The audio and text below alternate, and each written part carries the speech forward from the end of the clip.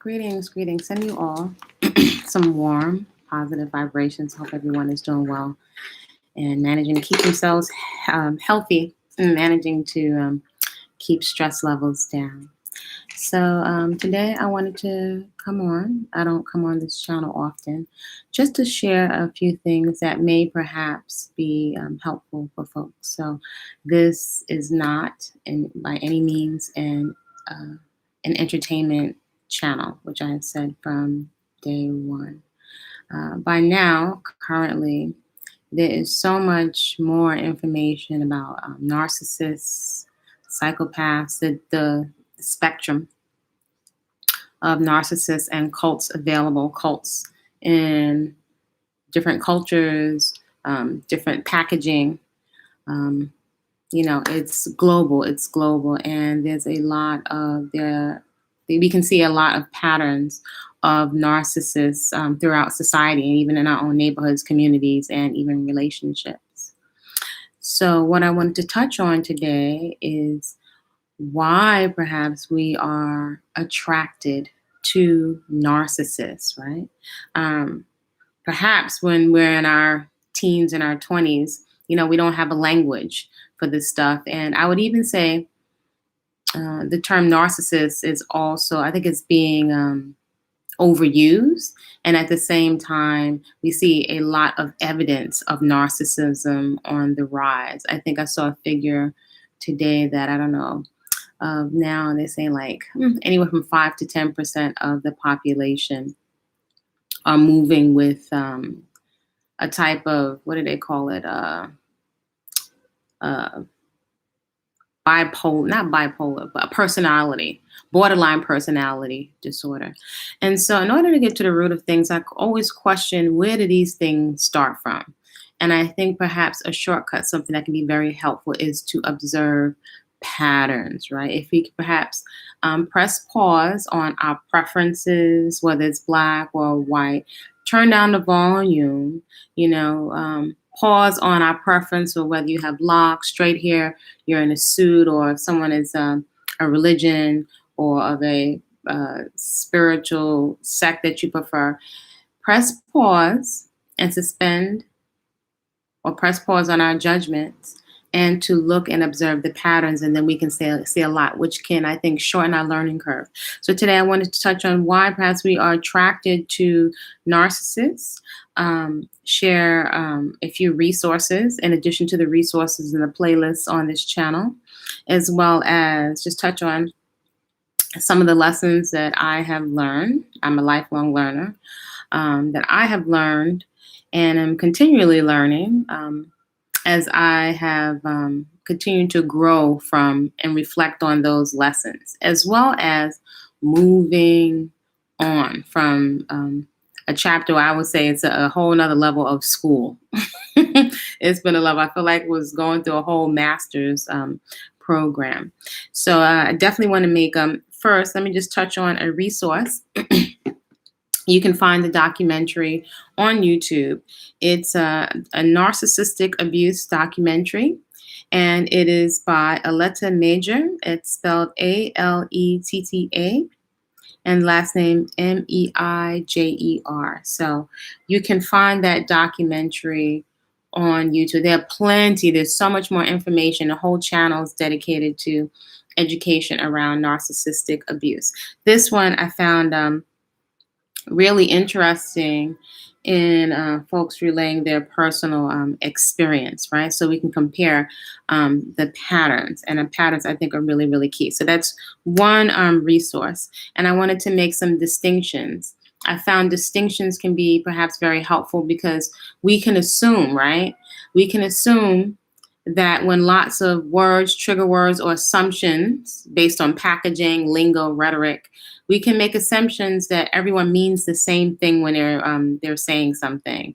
And so distinctions make the difference. So you can discern, what people's motivation is, and it can perhaps alert us to, perhaps we're not vetting properly, right? When I was at one age, I didn't know what vetting meant. And so vetting means running a thorough check. So you're quantifying, qualifying who you're taking advice from, who you're allowing into your psyche, who you're allowing to advise you or to go to for advice, and who you're allowing yourself, letting down your boundaries, if you even have boundaries, to become very, very comfortable with too fast, right? Without a natural vetting process, allowing a natural amount of time to get to know someone, to see how they react under pressure when you have a disagreement or a conflict. So you can really take the time to get to know and see who people are. So I have some notes. Oh, okay, let me just touch on a couple of other resources. One, well, there are two really helpful channels these are totally free on YouTube. One is called Therapy in a Nutshell, which I think can be very, very helpful. There may be many people that perhaps don't have the resources for therapy, even before this whole crisis that's been going on globally. So this is an excellent resource, right? And it's a good use of the internet. The other resource is Dr. Tracy Marks, and these are licensed therapists, right? And I think everyone perhaps can find some good objective information. So I know culturally, while we love, burning our sage and our incense and our rituals, I think those have a place. But also being very, very objective and understanding patterns in the human psyche and disorders can be very helpful, as well as some solutions, right? In cognitive behavior therapy, which is not drugs, right? So one, Therapy in a Nutshell, the other one, Dr. Tracy Marks, right? And perhaps if they're parents or mature adults, or if you have friends who you may be counseling, who may be interested in going to a cult, you may be able to recognize what was needed, perhaps, or what is needed is some kind of therapy. And so it's totally comprehended why many of us as a culture are very suspect when it comes to being medicated or being experimented on. That doesn't take away from the fact that there's a lot of dysfunction all people are exposed to. So what are some solutions? So again, Therapy in a Nutshell and Dr. Tracy Marks. A couple of other resources. A simple channel. There are so many channels. So I want to give some things that are really useful that you can use, that you have access to if you have access to a computer. There's another channel called Best Tate, BST, and then Tate, TATAY. So this is a great example. There's so many people around the world doing all types of gardening, right? Vertical gardening, indoor gardening with very, very limited resources. So once you click onto that channel, you'll see other examples of people gardening using, tires, using Coca-Cola bottles, just being so creative with very limited resources in other countries. And hopefully that can really be an inspiration to so many folks talking about they want to start a garden. I am of the observation everybody can grow something, even if you are in a colder climate. So that's just one example. Once you look up this person's channel, there will be several other channels that will come up, and you can see some really amazing things that people are doing with gardening, and they're just recording it with their cell phone, so you may be amazed.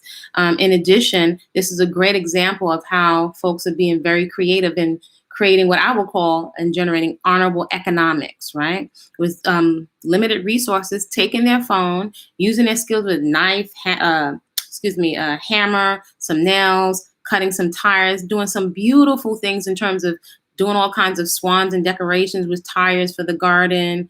I mean, phenomenal what you will find. Again, Best Tate. That's a gardening channel. Another resource, Butterfly Spanish. There's so many different language channels which you can learn another language from, the amount of time that folks on these new platforms like Bigo, which are actually, if we were to follow the money trail, I'll go over that later, extremely profitable, but who's the profit going too, and profiting at what expense to the collective culture? Is any consideration for young people? What are the solutions? So these are some comprehensive solutions that don't have to cost you anything if you have access to internet. So once you pull up Butterfly Spanish, there are all different types of language channels because I love language. This is one that I found that is very simple and comprehensive. So that is Butterfly Spanish. Another two. For those folks that are interested in business, there is Roberto Blake. Love his channel. If you're interested in starting a YouTube channel, this young man was very challenged. He'll tell you in his own words with depression. At one time, he is phenomenal in terms of business and all types of internet and business and marketing solutions. Not just business, marketing, writing books. Young man, absolutely phenomenal. So his channel is Roberto Blake. You can find him on YouTube.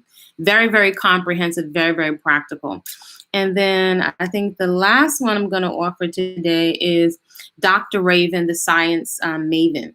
So the internet, this is a great opportunity for us to be educating ourselves. You have access to information on farming, languages, therapy, business, and also if we're homeschooling or even for older adults. There's great information now on math and sciences that are very, very comprehensive. So you have some young people, some older, that are really, really talented and gifted when it comes to breaking down information. And maybe you weren't that great a student, but there's so many phenomenal teachers, and now they have a platform on YouTube. So I make the effort to make a very, very positive use of the internet. It goes without saying, as I said on some of the previous videos, that you can travel if you would like to travel internationally very, very safely. If you take your time, plan it out. There are all different types of resources for you to travel, because I noticed that many people in the inner cities are very easily impressed by looking at pictures of banana trees and pineapples, and that's very, very common. So I noticed that there are cult personalities and manipulators that will go to places where folks are maybe unfamiliar with certain types of rhetoric, or haven't been exposed or haven't traveled, and they will show, scenic backgrounds to stimulate the imagination and stimulate people to want to escape from the reality. So there's all types of things and situations you can create for yourself to travel safely, to go learn, to do work studies actually around the world. So one of the resources you can check out is Workaway. Okay, so that's it today on the resources. And let me also start with a bright note. On the bright note, in terms of the garden, because I also mentioned the garden, and moving on. So before we get into the other stuff, some positivity that you can take away. Just an example, I think it was yesterday or 2 days ago, I spent like a good portion of the day in my little garden. And I just happened to plant. This is just one afternoon, one person. I take turns with my sister in the garden. She's studying for a test right now. So we both participate in the garden, watering, weeding, and sometimes she'll do more, I'll do more, and sometimes we'll come together. So what I got planted one day, even almost like an afternoon, was over 100 kales, like the big curly kale, those babies, 12 pineapples from pineapples that I had eaten. I had them in a bucket that I was sprouting. So those got into the ground, transplanted at least maybe 12 big aloe plants, and I've got over 100 that all started from like this. I planted some marigolds, some sunflowers. We have broccoli rapini, like broccoli rabe, getting ready to go into the ground. I can't even remember all the stuff. Pulled up some of the old Asian greens that are coming along great. We still have some endive, celery, new sweet potatoes ready to go into the ground. So I got so much done in one day, in addition to replanting a neem plant, which can be used for natural pesticides. So we pick an area so we're not overwhelmed and work on that area and then move on to the next. So it was a lot of natural exercise. It was a lot of quiet, which is extremely therapeutic in the garden. So I want to encourage everyone, you can grow something, even if you're in one of the colder zones. You can also go online to look to see what your zone is in the state. So you can tell when the colder months are, and you can tell how long of a growing season you have to grow some food. If that's 6 months, 7 months, so you have an idea of how to start to chart when you're going to start your little seedlings inside and when you're going to put them outside. Okay, so that's the bright note. Moving on, that is my primary focus, is learning the lessons, only referring to them when I need to know like what to do and what not to do, and moving on. So I wanted to start with that first. Okay, so now getting into our attraction to narcissists, right? And anything I say is not necessarily the truth. I'm only one woman. I'm sharing my personal experience as well as things that I have researched, and especially patterns.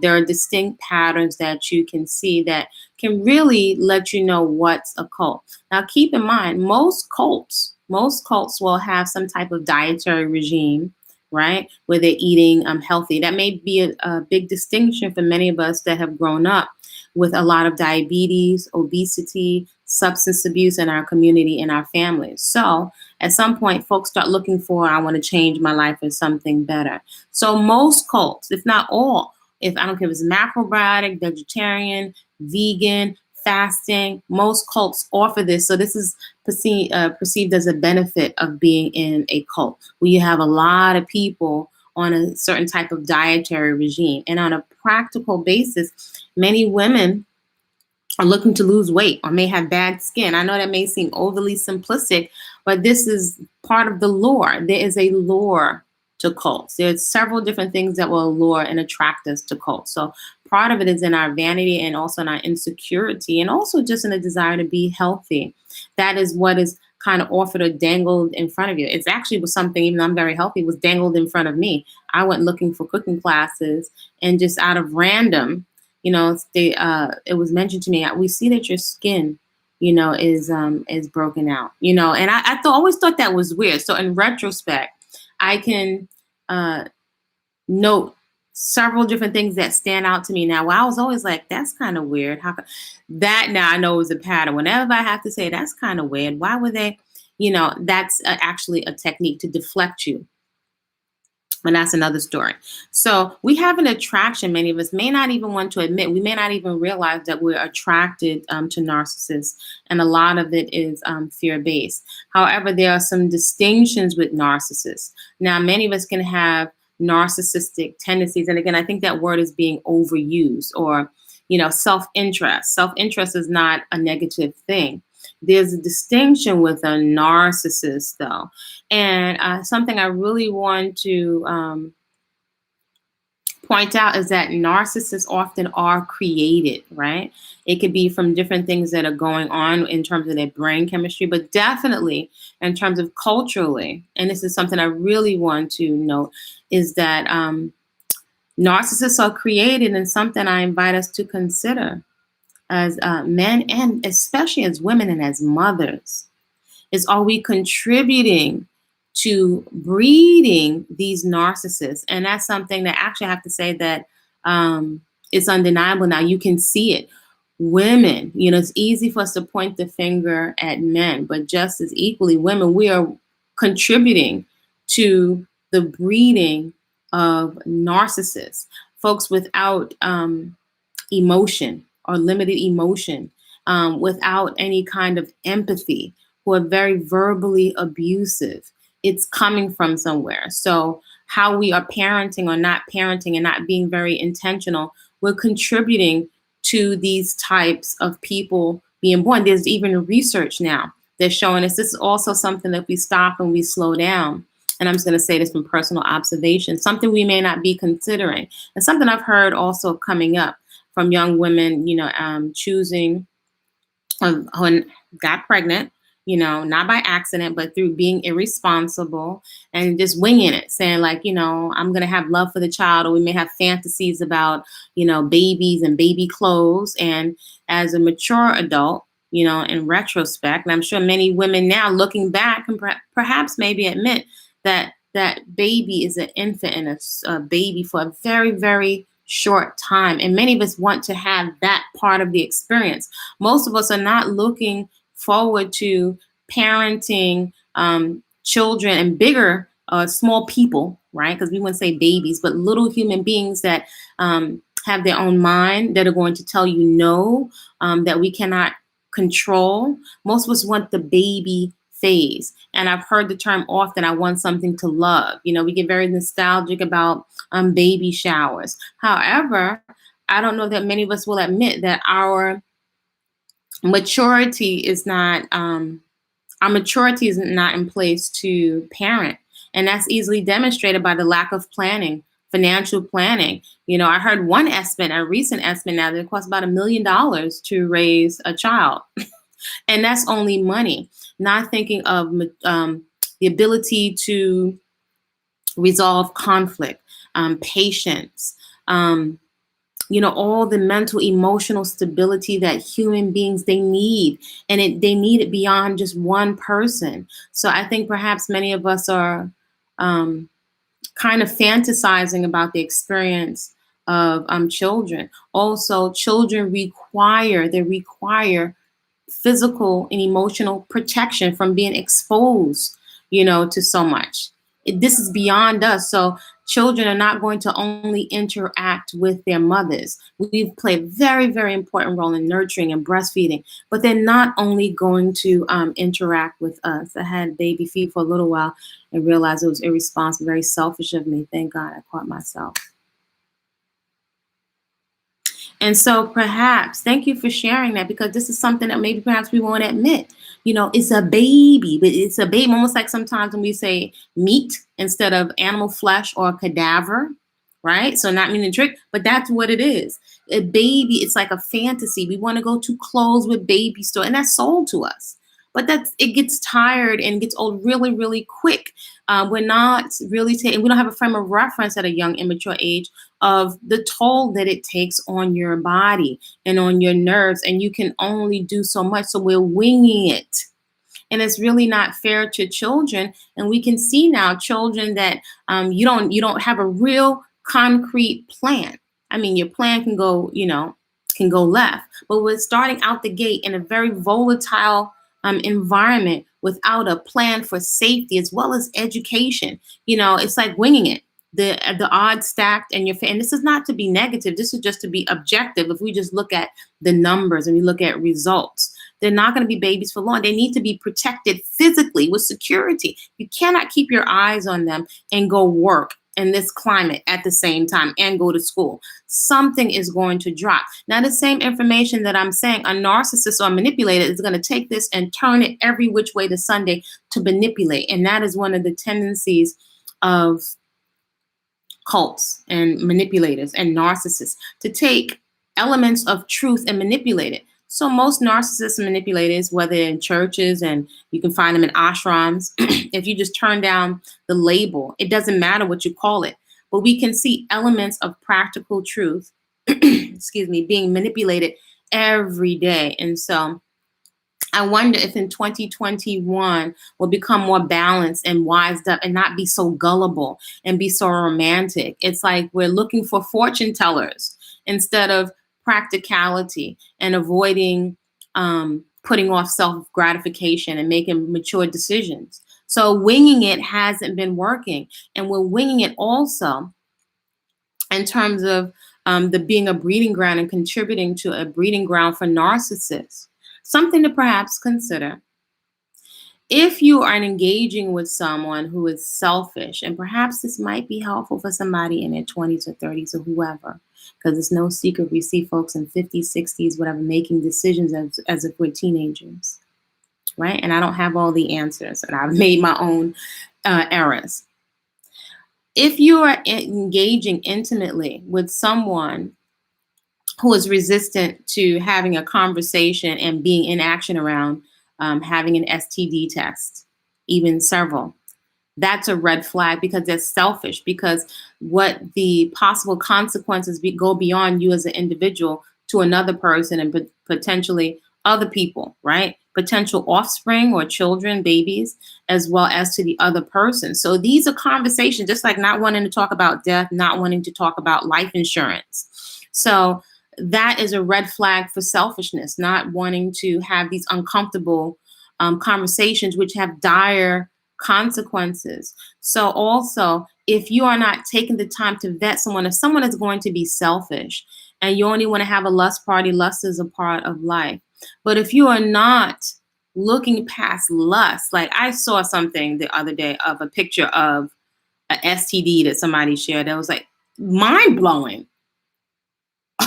To me, I was like, that's birth control in a nutshell. Just to see the pictures of it, it was beyond some kind of crazy looking warts with things hanging out of it on somebody's, you know, private, intimate parts that somebody shared. That should be frightening. I'm sure all these music videos are not sharing these kinds of pictures. Yet we are being enticed, right? We're being enticed to be very indiscriminate with our reproductive organs. So for folks that young people that have been exposed too early or that have been traumatized, now a level of healthy boundaries has been erase. And if this is from a young age, there's no concept of healthy boundaries. So how that results is that your mind is open to anything. So there's no comprehension of boundaries. That's a major distinction. A part of what is missing is boundaries, and there's no check and balance. There's no consequences. There's no boundaries, and there's no consequence. It's almost like a state of confusion. Like, is that really, really a thing? So if we're not, maybe it's perhaps for us to take a pause and to realize, like, wow, because this is not new information, but there's a cognitive dissonance. There's no processing. There's no responsibility. There's no accountability. There is no accountability culturally. Wow. But yet, there's so much talk of so-and-so supremacy. So I think it's very interesting. A lot of what we desire to see from other groups is not being implemented within our own community. So you're welcome to disagree if you like, respectfully in the comments. I'm not here to ask for people's opinion or validation. I'm sharing because perhaps this might be helpful. So many of us are attracted to narcissists, right? Why would we be attracted to a narcissist, especially as a young person? You don't even know what the heck a narcissist is. And many of us go to Google. Google is not wisdom, right? Knowledge, information is one thing. I can have 50 million books, but that is not weighted with life experience and compare and contrast and personal experience. Quite often, it's not until we have jacked ourselves up or done some oftentimes irreparable damage to our mental and our emotions, sometimes our bodies, and even with offspring. Maybe then that we get the lesson, and that's kind of late. But our attraction to narcissists is often based out of fear, right? And so we can reverse engineer. We do have the capability to work backwards if we take the time, but we're mostly enticed to just grab our popcorn and just munch and be, again, more distraction as we're looking at other people's lives, not even considering that a lot of these patterns are playing out within our own lives, or we've seen it with our parents, within our religious communities, etc. These are patterns. So I've thought from the beginning, this has been, this display that we see online has been such an opportunity. It's such an opportunity for growth, because now everyone is privy to see the inside, even before, if you didn't know. You can now look online and you can see, as predators go to populations of folks that don't have any experience with them, you now have the opportunity. You don't have to guess. You can see it play out right before your eyes. You can see it play out, and some folks don't even get what's happening. So there's something where we're attracted to narcissists, and it's based in fear. Why do I say fear? Because there's a reason why you would put yourself in harm's way. There's an air of desperation. If you work backwards, where is the desperation? Where are the desperate acts? It's coming from someplace. So I'm not in the business of telling grown folks what to do, but perhaps in your quiet moments, you can take the time to listen, because when you continue to be, spend hours and hours and hours, right? There's so much information out there plain for people to see now. But how, as a collective, are we coming away any more educated? Are we coming away now with more of a clear eyesight for the patterns? So whatever, if the same pattern exists with a governmental system, is someone that has a different skin color or your skin color, are we able to discern the patterns that are happening? Because I can tell you these patterns are pretty much 100% consistent, right? And the populations that are being gone after is consistent. right? And the things that make us vulnerable to cult leaders and manipulations is consistent, right? But if we continue to allow ourselves to just settle for the distraction, then there's really no need for, I know there's definitely no need for me to come online and to put myself in harm's way or to pour out more energy. Actually, it's really been something to sit back and observe, because I'm like, there's a lesson here. There's some lessons here. So once you get the lesson, you can move on. There will always be folks that will go into cults. Educated, non-educated, different age. There will always. They have them in Japan. They got them. They have cults in every flavor and religion that you can think of. Are you able to distinguish the patterns in cults? Do you turn a blind eye when someone is saying words that you love, and whether it's a celebrity or a so-called political party? Do you just open up your psyche and your purse and your panties because somebody's playing and stroking your ego and telling you things that you like? So you suspend your vetting process. You no longer ask uncomfortable questions. You don't do the background check. You don't cross-check with people that are their peers. Do we suspend the vetting process? Whether it's male or female. So fear-based. There's a desperate need for stability, right? Mental safety. These are my own observations. Control. When I say control of your environment, right? For consistency and the desire for nurturing and attention. So these are just observations that I'm making. Again, fear, right? So the fear is coming from something that you haven't had, that has kind of rocked your world, that we've experienced, many of us, with our parenting situation and our offspring, whether your birth parents were in the picture or not. So again, the fear is coming from a desperate need to feel some kind, this is like even subconscious, a need for stability, to feel like mentally safe, right? Mentally safe doesn't necessarily mean you're safe per se. Mentally safe might mean you want to be with a big goon, even if they're unsafe, because that makes you feel like you're going to get some kind of protection. So mental safety, also control. When I say control, you just need to make sure that your environment stays stable and you know who the people coming in and out are, right? That can trump perhaps if these people, you don't really know them, but you become familiar with it. So a lot of this is subconscious triggering. Also the consistency, you're looking for some consistency. Maybe you didn't have consistency in your life with your parents if you were raised in foster care. There's so many different reasons. And then also that desire for nurturing and attention. So I bring this back to parenting, right? And we have all these channels and from different genders schooling people on how to get over. But if you were to really listen and feel, even though people are pandering, whether it's cults or cult personalities or celebrities or people, they're pandering to something, but something there is missing. Quite often they're pandering to our need for attention, pandering to our need to hear what we want to hear, maybe perhaps not what we need to hear, pandering to our love of beautiful things. We like to see beautiful people and makeup and beautiful hair and muscle bodies and nice suits, but it's pandering, and it is quite an opiate to distract us, right? And it works.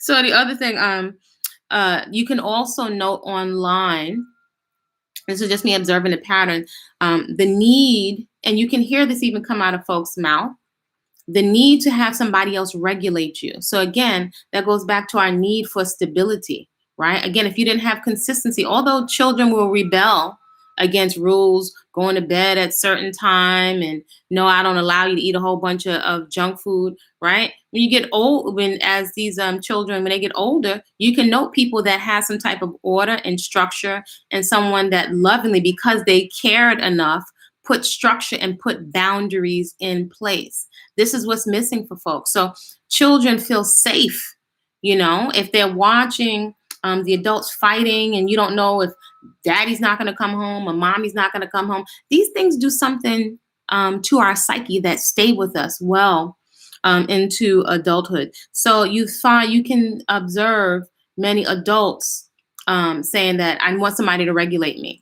And, this could also be, with the military. I didn't have any discipline in my life. So folks going to the military to give them some discipline and order, usually for men, right? Because we do have, I know there's a lot of fluidity going on, and I'm not here to place condemnation on anybody. That's not my business.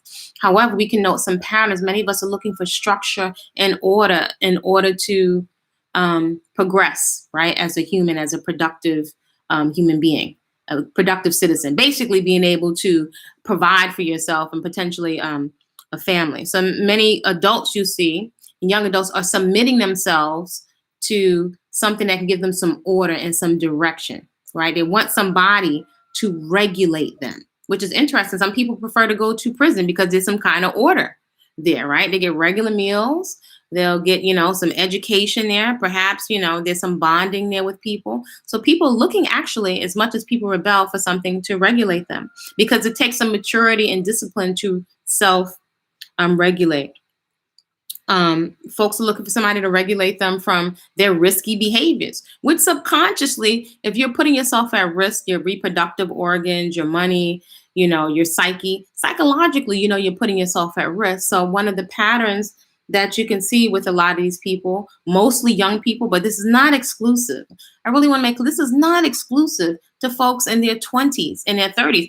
They're the most vulnerable, I would say, because they don't have a frame of reference. And also you can note patterns of many people perhaps maybe coming from an unstable background, if that's being an extracurricular activity worker, or haven't had run-ins with the law, or their parents are not present. I don't think we need to demonize people because of that. So I don't know, everything I've been hearing a lot about cancel culture, I don't totally understand what it is, but I do know that as mature adults, we can have a tendency to sometimes be hypocritical and to drag, even if I see some behavior that I don't agree with, we can drag some of these folks.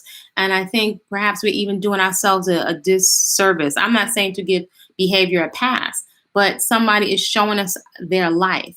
And if nothing else, it's a benefit for us to see the lessons. And when you grab that lesson, what can you take with it and do with it? Is that something, that comprehension, can you enlighten the young people that are around you? Or is it just enough to have some popcorn? So many folks are looking for somebody else to correct their patterns for them.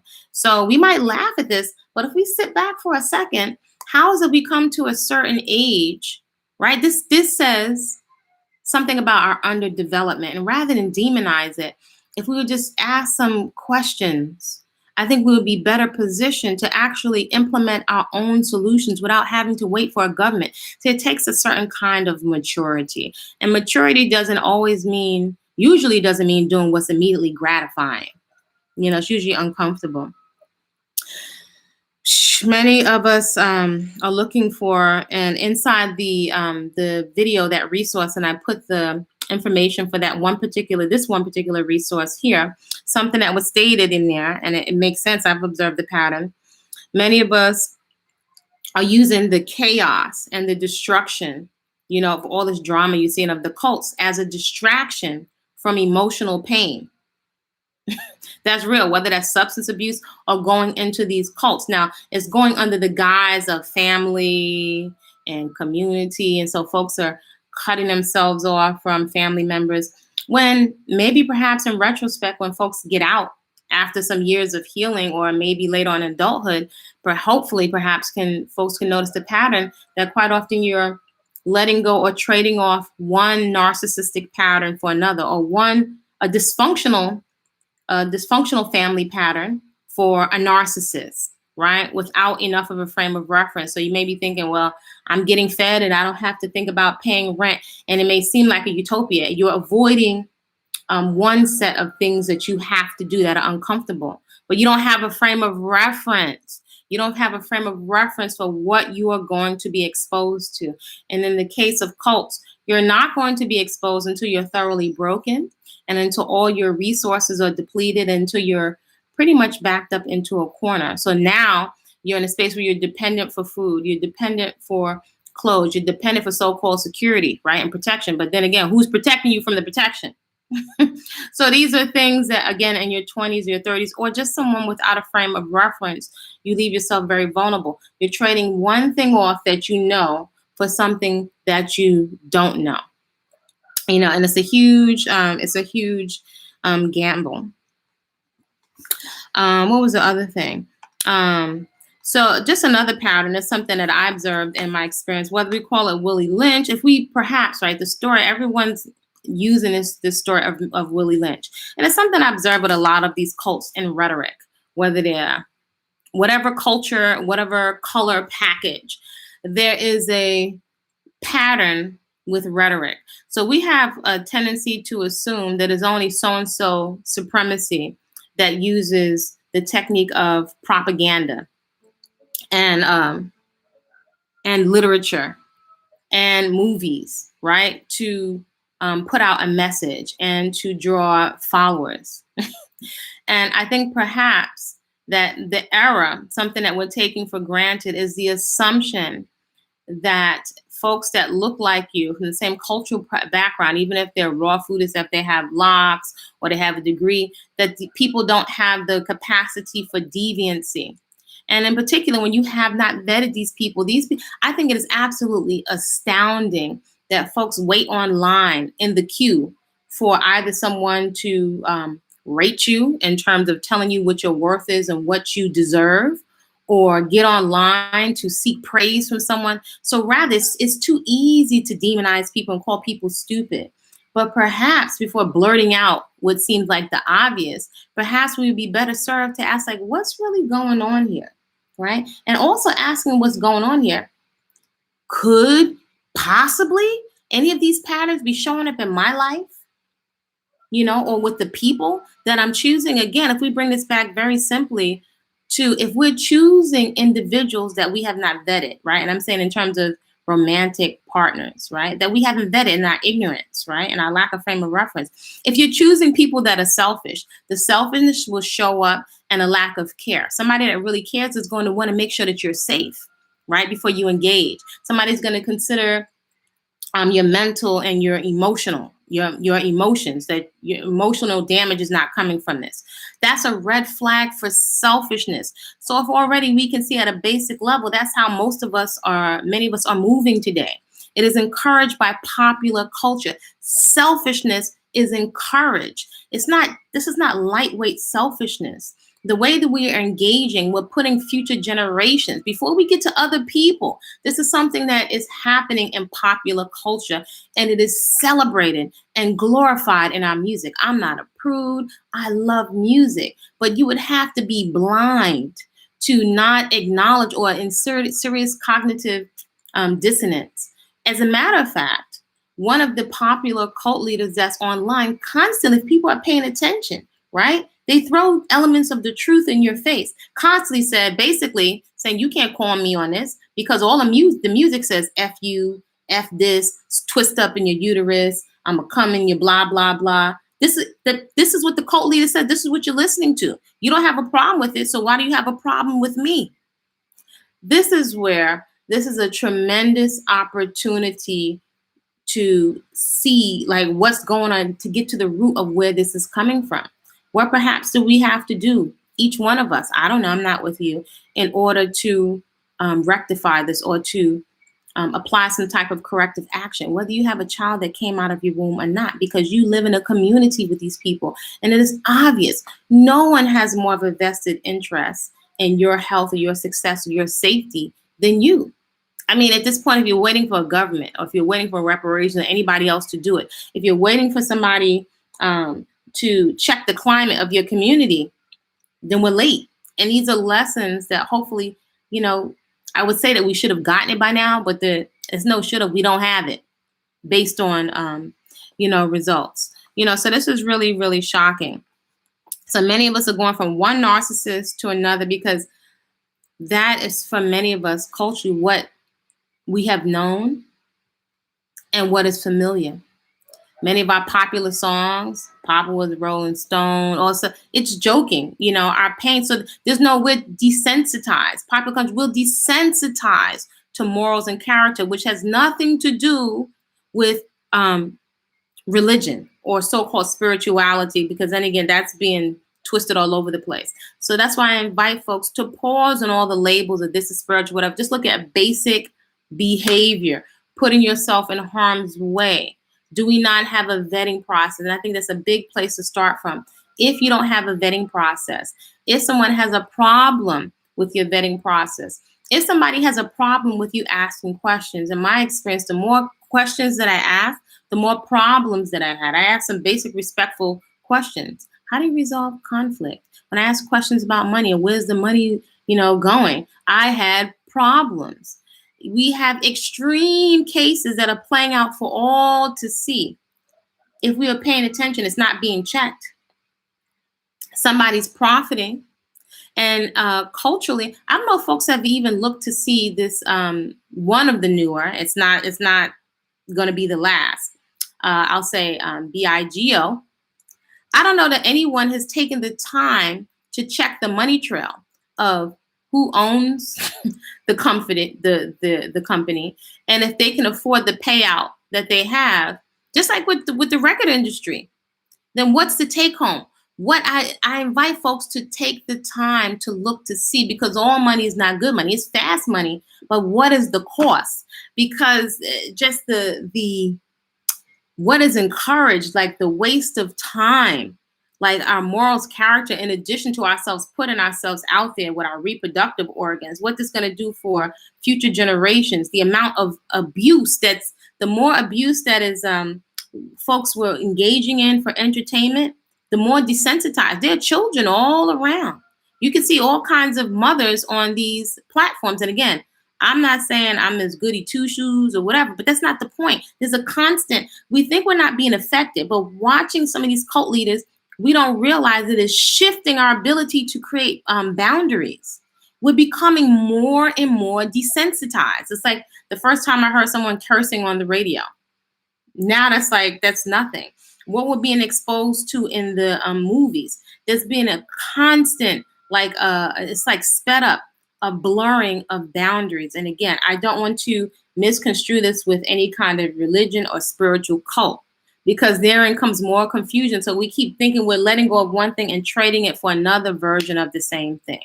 Whether you call it Willie Lynch or you don't call it anything else. Divide and conquer is divide and conquer. If it's vegan, vegetarian, if it's black, if it's white, I invite folks, as I said numerous times, definitely the resource that I put there today, you can see these patterns are so glaring, in addition to the playlists that are on this channel. So you can see black cults and white cults.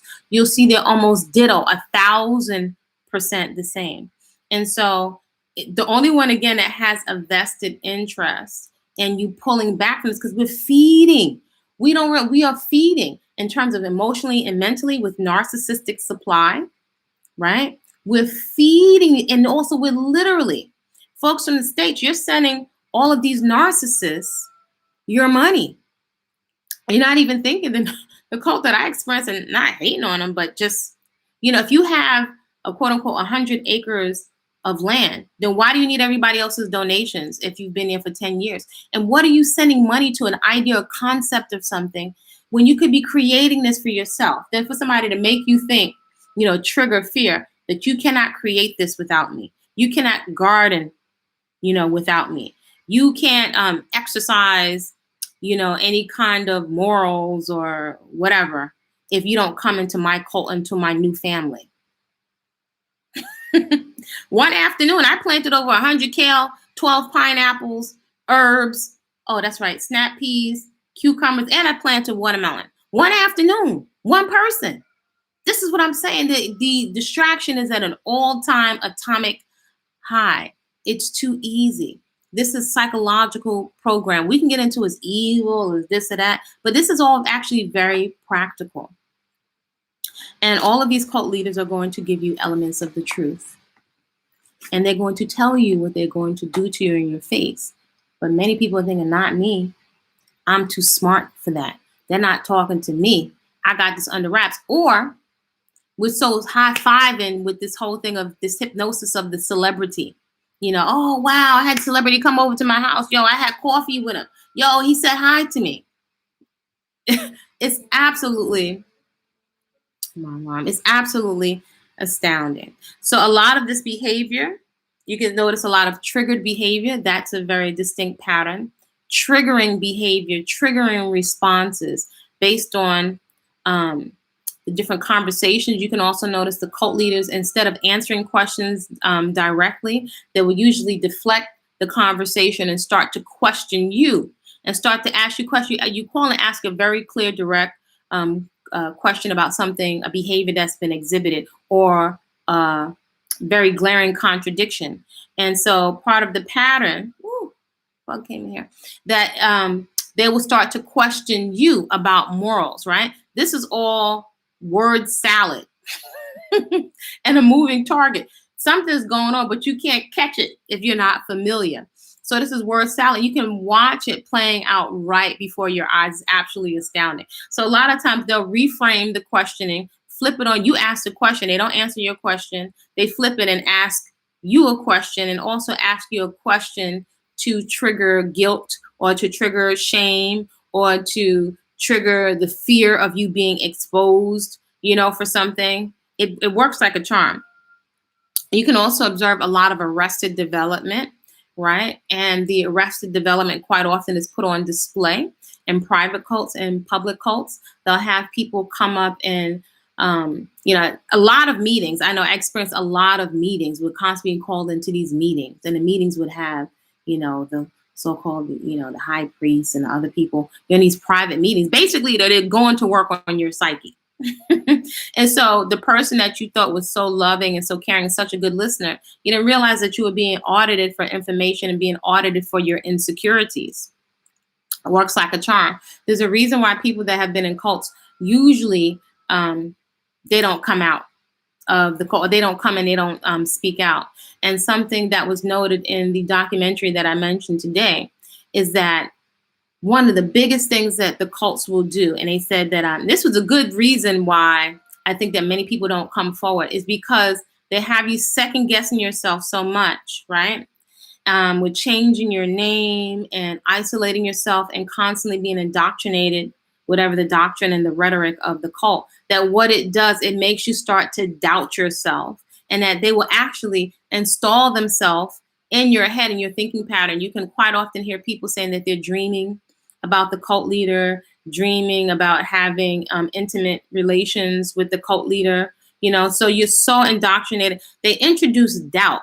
And so that it stays in your head where you're questioning, did that really happen? Or no, I asked something, but it was really me. So within the cult, and also in an isolated environment, that's day in, day out, day in, day out. And it's also being reinforced by the other family members of the cult, from the smallest, up to the oldest. That's a lot of mental pressure. Most people perhaps don't comprehend what that's like, because in churches or religious centers on the outside, at least you can get up and you can go home, when you feel like it. It's different when you're isolated inside of a cult. So quite often people will come online and they'll blurt out all of this stuff, but not asking critical questions. Again, these are patterns. These cult leaders and manipulators know that you're not going to ask any questions, because they know you're so triggered by the excitement. They know you're so triggered by the excitement. You're so triggered by the hair and the physical looks. You're so triggered by the outfits that you'll be distracted. And so even if something comes up on your radar, you'll quickly be diverted from it. It's classic. So it would appear that many are stuck in a pattern, in a looped pattern. The cult will have you stuck in a pattern. You might have been stuck in a pattern before you got in here. Well, what do? Maybe if we trade off one set of dysfunction for the idea of a great escape into the tropics or into this carefree lifestyle where I don't have to work. And it'll be interesting to see what this looks like when folks are in their 40s, 50s, and 60s. Many will never come out, or if they come out, there's been so much mental instability. Many don't make it out, or will go into another cult after, because they've gotten so used to, again, that's psychological. What is familiar? What is familiar? So I think I'm just going to leave it at that. Right? I'm going to leave it at that for now. There's some resources. I hope folks avail themselves of those resources. Do know that anybody can plant something and start something. I planted a whole bunch of stuff in one afternoon. Planting, I love the garden, because the garden is not trying to scam you. It's perfect church. My church right now is nature's church, right? You're communing with the plants and you're watering the plants. They need water. They need weeding. Yeah, and they respond to you, and the plants are not trying to scam you. So it's the ultimate church. It's going to really kick off, or activate some type of innate intelligences that is not reliant on people and their interpretation or whatever the heck is going on with them. So I invite everybody can grow something. If you just trust, the garden can teach you to trust the process of so-called failure. For example, not all of your plants are going to make it. So rather than being down on yourself for saying, I don't have a green thumb, you start to strategize. Did I give it too much sun? Did I not let the seeds germinate properly? Or you could have done all of this work and some bugs could come and knock it out. So it's teaching to be comfortable with this so-called failure. It's not failure, it's feedback, it's learning. I invite everyone to grow something. It can help you stay cult-free and manipulation-free. I invite folks to take advantage of those resources for therapy, for gardening, for language, for business, for science. Those are all available to you if you are on YouTube. So one of the things that we cannot get back is our time. And we could turn around and be very bitter, angry, and resentful over what we perceive as a waste of time. But you also have the option to rewrite your narrative and to learn, from these situations. We can keep poking fun, but what do you really get out of that? You don't really get any leverage out of that. So we can perhaps take some lessons, right, for ourselves personally in terms of big lesson, vetting. Vet everyone, no matter how much you like their language, because again, the narcissism, the way folks are laughing about not taking care of their children, laughing about how many babies mamas I got, or going into drunken rages, or the women fighting each other. Really? If that's entertainment, wow, then it says a lot for us in terms of being gullible. And so we can really see how easy it is for us to be manipulated. That's one of the biggest lessons. It's not hard at all to manipulate people. All the folks that were saying I would never be in the cult, just the amount of hours we're investing into this, unless it's for education, but the amount of hours, the addiction to the chaos, right, and the self-destruction is an opiate. It's a distraction from getting into the uncomfortable action around the things that we say we value. If we're not getting into action around our health, growing food, learning something new, then what the heck are we doing? So it's this thing, it could be a drug. You can use it for something positive, to enlighten yourself, or you can just use it to, go to sleep. So I'm sending you all some warm, positive vibrations. I am in the mode of constantly learning and moving on, because it's really not much more for me to show on this channel. Maybe share some gardening. But again, reciprocal relationships and putting out to folks that are interested. More folks are interested in the chaos and the drama than really in growing some food. We want some leader to do it. We want somebody else to do it. The resources are there. Many folks are sending their resources, over to these people. So it doesn't matter if they're chocolate or vanilla. We're buying them new cars, buying them new land. I think that's amazing. And I think that's something, my alarm is going. I think that's something perhaps for us to take a look at, right? Do we want to avoid discomfort? There's something going on psychologically. We would rather send these people that you don't know, you haven't vetted, or people who will show you and tell you now what they're going to do to you. We'd rather send them money than get uncomfortable and take on challenges when it comes to traveling, risk losing some seeds to start, a garden. We'd rather play to our excuses. We'd rather play to the narrative of what has happened to us, right? Rather than like, okay, this is my situation now, and I'm going to be very intentional around doing something else and writing a new narrative. So I'm just sending out some positive vibrations, let the mangoes fall where they may. The only thing that I have, the main thing that I have, I'm not saying only, the main thing that I have is to be accountable and responsible. And that's it. And I usually have some actions attached to it. So y'all, I'd like you to create a great day on purpose because you said so. All right. Take care.